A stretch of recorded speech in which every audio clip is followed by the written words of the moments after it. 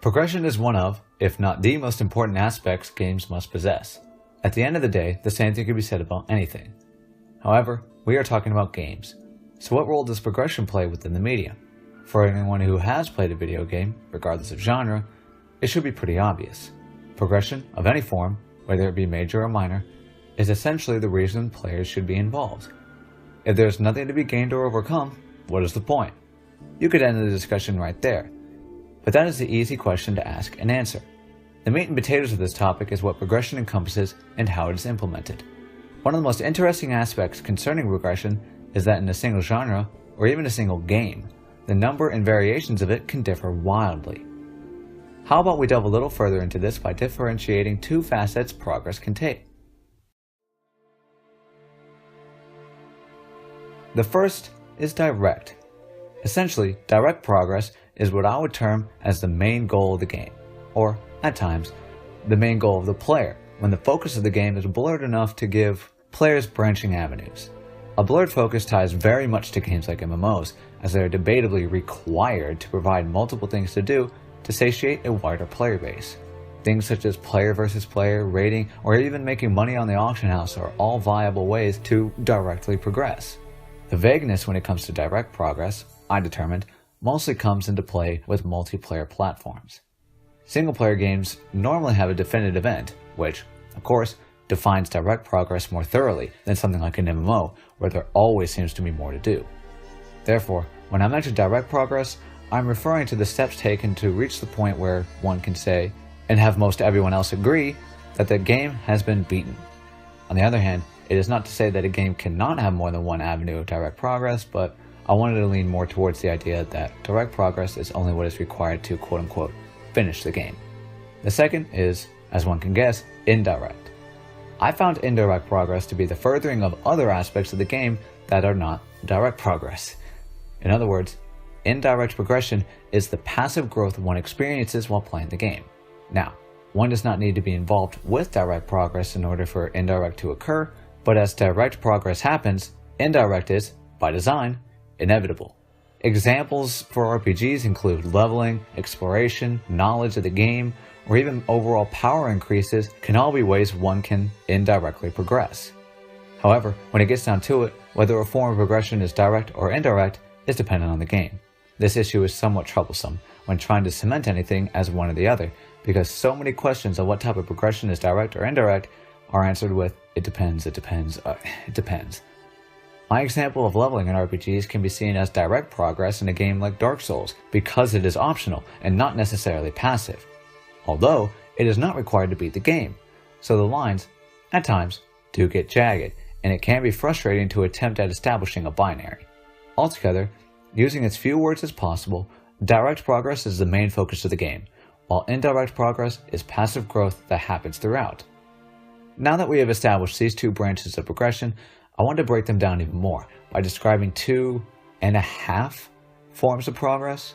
Okay, it is definitely not the case that there are only 2.5 forms of progression. It would be criminal to suggest that. The reason I whittled them down so much was because I thought these 2.5 aspects encompassed many of the individual avenues progression can take. They are more open-ended and allow a lot of the minor progression systems like leveling and crafting to be lumped together in one category, as to avoid having to describe the differences between the two when they serve pretty much the same purpose. These forms include storytelling, power, and skill. Because of how much power and skill intertwine, I was hesitant to make them two separate forms of progression. Therefore, when I discuss them, they will be in tandem. Before we get on to that, I want to quickly go over the first major form of progress: storytelling. I probably do not even need to tell you that storytelling is one of the most prevalent outlets for progression games can utilize, especially in RPGs. This is the case because many, if not most role-playing games, of course, want to tell a story, or allow the player to craft their own in some circumstances. There are a few examples of progression that are as easy to grasp, create, or develop a game around than storytelling, because a game does not necessarily require anything more to get the player involved. The need for concepts like leveling, crafting, or exploration becomes decreasingly less as the story encompasses more of the game. Although, the thing is that the story needs to be, I guess one could say, proportionally more spotlighted and well told, as more of the previously mentioned concepts are stripped from the game. Having a bare-bones story in an RPG while at the same time having little to nothing to do with other forms of progression would be a disaster. Try thinking about The Witcher 3 with no leveling, crafting, and somewhat limited exploration compared to a game like Skyrim with the same contingencies. It may be unfair to compare the two as they are completely different, but when you think about it, the story in Skyrim definitely has less of an impact. But I would argue that most of the content progression outside of the main story is on par, if not better than The Witcher. That is why I said the forms of progression should be a proportion to one another. Where the storytelling lacks, things like leveling and exploration can play a bigger role. On that note, what happens to games when their story is designated as a backseat driver rather than being at the wheel? Let's compare the difference between The Witcher 3 and Dark Souls. Both are RPGs, but it is quite obvious to someone who has played one, if not both of the games, that story is more of a component in one over the other. Dark Souls takes the subversive show-don't-tell format, while The Witcher revolves around the various stories woven into the game. Therefore, Dark Souls makes up for the rather limited forthcoming narrative by being one of the most engaging titles in terms of gameplay and other forms of progression, most notably, boss battles. Now that we're on the topic, how about we descend a little deeper by discussing the latter 1.5 forms of progress: power and skill. Whenever progression is mentioned, the dynamic duo of power and skill immediately comes to my mind. This combination covers a massive numbers of various facets of progress that do not include storytelling. I've made mention of them before, but think about leveling, crafting, or simply getting better at the game's mechanics. They all fall under the same roof of power and skill. Much of the time, these 1.5 forms of progress manage the indirect progress, while the story is the direct progression. As you move along in the story, your character becomes increasingly powerful by default, and the game requires you to grow more skilled at utilizing mechanics and your accumulated power in order to overcome more challenging obstacles. However, concerning the passive growth that usually occurs with power and skill, sometimes they can actually fall closer to direct, more purposeful lines of progression. Think about World of Warcraft leveling and Dark Souls leveling. It is almost impossible to avoid leveling up in a game like WoW, whereas Dark Souls arguably does its best to prevent you from getting stronger numerically. Also, one cannot ignore the fact that leveling is in fact optional in Dark Souls. Therefore, one can go through the entire game without ever getting stronger. Okay, I apologize for the semi-tangent there. I just thought I would mention an example where power is not always passively given to the player. Getting back on track, I want to point out something that made a light bulb in my head click to life and pretty much inspired me to make this video. What you're seeing right now is a graph, obviously. But what is the significance of this graph? Well, this is a logistic function, and when you boil it all down, both power and skill are portrayed through this function. The reason logistic functions are used is because they model resource-limited exponential growth. In other words, this is what you can do with what you have. It may be easier to explain by discussing skill first. For players who have heard mention of the term skill ceiling, I call it a skill cap, and skill floor, this graph will suddenly mean a lot more to you, as this function essentially shows what both a skill ceiling and floor are. They are simply the high and low ends of a logistic function. Now, I hate to say it, but depending on the game, the skill floor or skill ceiling can be higher or lower. Various games require more for the player to get started, while others can have insanely high skill ceilings or caps that can go on forever. The channel Downward Thrust discusses this topic in a video that I'll put in the description. I thought it was very informative. Anyway, that is the beauty of a logistic function. The moment it reaches the quote-unquote high or low point, it never actually goes up or down another whole number. At the same time, it actually continues up and down infinitely. That might sound confusing, but think about it. There's literally an infinite amount of numbers between 1 and 2. Therefore, the moment you reach the skill ceiling or floor, you could always be better or worse, but it could be the difference between 0.001 and 0.002.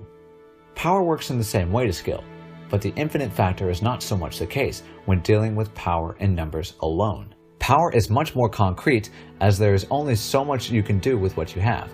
Wink wink jab jab logistic function. So by design, logistic functions are perfect for portraying power increases a player can attain in any given game. Dark Souls is a prime example for what I'm talking about. For those who have not played the game, many of the stats one can invest in as they level up have what are called soft caps and hard caps. The soft cap is the point where investing any further will provide the player with very diminished returns. The power increase from 40 strength, 40 is usually the soft cap, to 99 strength, the hard cap, is quite minimal. So when you look at a logistic function, the soft cap of 40 strength falls right around there, and 99 is right here. When you start to get into the higher and higher soul levels, soon you end up reaching the soft caps for many of your stats. So your character, in general, reaches his own soft cap. Thus, your power overall begins to taper, and investing more levels does not really do much at all. The same function can be applied to how New Game Plus works. Whenever you begin a new playthrough, every enemy and boss in the game becomes stronger as well, up to a certain point after beating the game a select number of times. Therefore, if you were to compare the player power to the bosses, I found it to fall right about here in my experience. On the other hand, this leads us to our next subtopic. This graph changes from player to player. Why is that? I quickly glossed over this as I mentioned that power, when discussing its ties to a logistic function, works in the same way as skill, but the infinite factor is not so much the case due to the limitations of finite numbers in a game like Dark Souls or even World of Warcraft. However, that is where skill comes into play. Skill is a multiplicative factor of power. To some, that may be obvious, but to those others, skill plays a major part in how much power you can exert from the limited resource of numbers the game provides through stats and gear. In the perfect scenario, if one were to give 3 players equal power in the form of levels, stats, and gear, but one is a fantastic player, the second is mediocre, and the last is outright terrible, it is crystal clear to see how much power is able to be extracted from similar numbers. When you boil everything down, skill scales. It can also be the case, in certain situations, that if you were to give a great player bad gear, an average player average gear, and a horrible player great gear, they could all be on the same level. But I'm not saying that the latter example is always true, but I believe you get my point. A player's skill, in many, if not most occasions, determines how much actual power can be exerted. Something else I thought that was interesting, when I dug a little deeper, was another kind of relationship skill and power share. When faced with any given challenge, the combination of power and skill act as a proportion. Once again, Dark Souls is perfect for showcasing this relationship. Every boss requires a certain level of both skill and power to overcome it. However, the amount of either power or skill needed changes as they fluctuate. Note, this is simply to kill the boss and that's it. Whether it's quote-unquote easy does not factor into this. Back to the topic at hand, whenever you face a boss, you need to reach the point where both your level of skill and power reach the magic number 1 to defeat it. If a player's power, in terms of raw numbers, happens to be low, the amount of skill needed to make up for it increases. Just think about Soul Level 1 New Game Plus 7 runs. The amount of power there is borderline 0. Therefore, the amount of skill needed rises exponentially. The other way around is the same deal. For those who have played Dark Souls 1 as a sorcerer and have gone into New Game Plus with spells like Crystal Soul Spear and Dark Bead, in my honest opinion, the amount of skill needed to overcome bosses drops dramatically because of the sheer numbers one can throw out in one attack. Of course, there is a level of skill needed to time your spells properly, but when the boss dies in 2, 3, maybe 4 hits, the skill needed to time those limited attacks does not mean very much, in my opinion at least. Now before I head out, how about a quick recap? Progress, for the sake of levity, can be broken down into 2 facets: direct and indirect. Direct progress encompasses sides like storytelling, where it is usually the main focus of the game and is the goal the player was assigned to reach. Indirect progression is pretty much the growth that happens in between all that. Its facets can be broken down more so into storytelling, power, and skill. Storytelling is, for the most part, the mainstay of direct progress. There are few things more definitively direct than traversing through a narrative, jumping from chapter to chapter dictating how far along a player is. Power and skill, especially in RPGs, access the growth that occurs due to being involved in the direct progress of the game, or not if the player so desires. But these formats of progress are largely passive as the player becomes better at the game and he is rewarded through his actions. All in all, storytelling, power, and skill are the bacon, lettuce, and tomato of our BLT of progress, as the direct and indirect facets hold everything together in 2 slices of bread. We have discussed a lot, and I think this will be all for me today. I hope you guys enjoyed this little breakdown, and I want to know your thoughts on what we went over. Did you learn something new or have anything else to add? Other than that, if you have any questions, quarrels, or queries, be sure to let me know. I'm Cucumber, and remember, pass the dressing.